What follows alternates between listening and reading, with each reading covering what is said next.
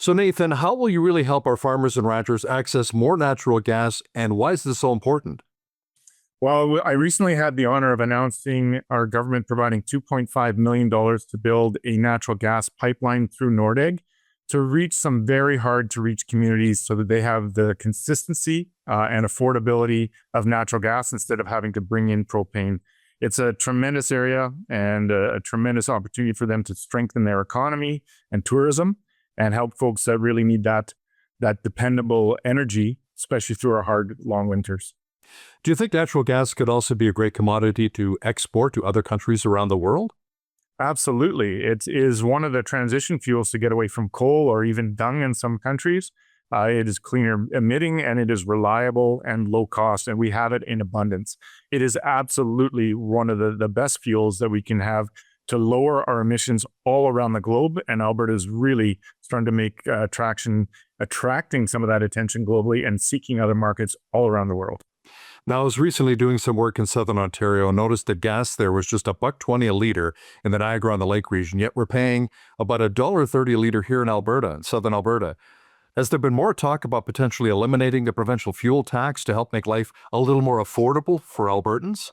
Well, we have our program in place that as the cost of oil goes up, that fuel tax is reduced and comes off. What we've seen recently, in fact, is just a lowering of the cost of oil across the board. It's dropped down now to about $62, $63 a barrel. And our program kicks in once it's about $80 a barrel. So that program is in place, but it's a cost and benefit ratio. When the cost of oil is lower, that price should come down to the pumps, although there is a bit of a lag time there.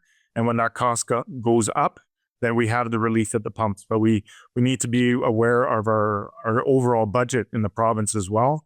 And we don't want to replace that fuel tax with any other taxes so we can keep our economy going and we can keep our costs low to our residents and businesses across the province. Now, let's talk about affordability measures. After all, you are Alberta's affordability minister.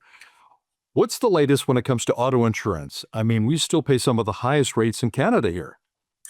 We do, and that's because it's not subsidized by the taxpayer. It is a fully private, independent system. But we're making significant reforms, and I'm very happy to be working with our Minister of Finance, Nate Horner, and the tremendous work that he and his team are doing. The new system is to be implemented by 2027, making some adjustments where there are some fixed costs. So we are working to remove some of the uncertainty of the legal process and what awards might be. And that's how we're going to be able to allow for more stabilization, more understanding, and the lower cost, hopefully across the board for all users, particularly those with good driving records and who have been responsible and careful all the way along. We're hoping that they see a reduction coming up. And this Care First models allows for predetermined elements of care if one is injured. And it just takes, like I said, it takes that uncertainty out. Uncertainty is what drives that cost up, both in the legal and the insurance aspects of the insurance system. Now, Nathan, the city of Lethbridge could be carved up into 4 provincial ridings as opposed to the current 2 that we have here. Now, you wrote a proposal to the Electoral Boundaries Commission calling for the city to be reconfigured. Why is that? Well, I basically think that it's an issue of democracy and representation. Lethbridge is the 3rd largest city in the province. We have 112,000 people and growing. And yet we only have 2 representatives, the same as cities that have 40 and to 50,000 people less, like Medicine Hat, Grand Prairie, Fort McMurray. So I'm just looking for that to be done. I didn't submit a map at all. I just submitted a support for looking at how we can get more representation from Lethbridge in Edmonton and in our government. Now, there are a number of folks who are against this proposal, including former mayors Chris Spearman and David Carpenter.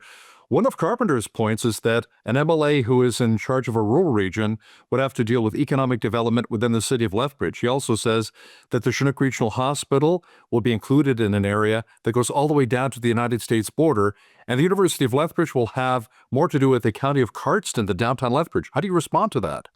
Again, that's about a map and a drawing that I didn't submit. That's not what I submitted. I submitted about representation, and I leave it to the commission to balance geography and population.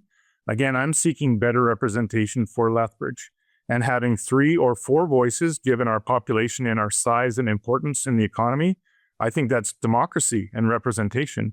And in fact, if you take the population of Lethbridge and the surrounding areas, that would increase the voice of Lethbridge in that.